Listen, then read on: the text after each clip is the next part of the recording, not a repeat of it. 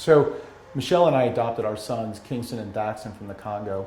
And during that period, we were fortunate to help others who wanted to adopt from the Congo. But what we realized is there were many children who would never have a home.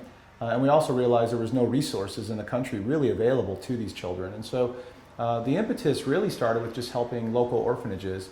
And then it manifested into the idea that why wouldn't we do more if we could? And we knew we could. And we knew we had the resources. And so it gave us a chance to start the villages, Bolingo.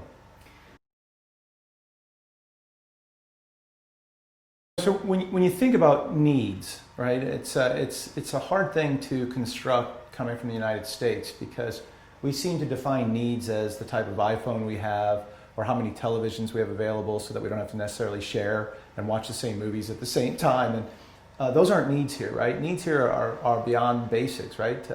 What every human needs, which is food and clean water and shelter.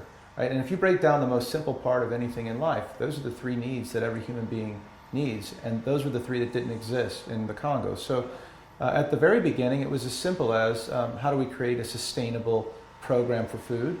How do we ensure we have clean water?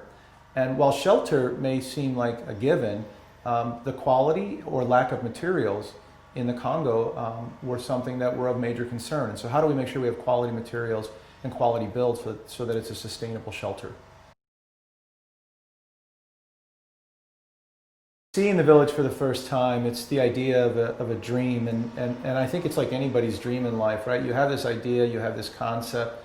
I don't even know if you always believe in your dreams, to be honest, and you kind of wonder, will it actually happen? And again, I think, coming from the U.S., where we all want immediate gratification, you kind of recognize that this was going to be a 10-year project. When we started this project, we said in our minds, this has got a long digestive period. We're going to assume it's 10 years. And so the excitement for me was, one, showing up and seeing 6 years in that we're probably farther along than we thought when we started this project.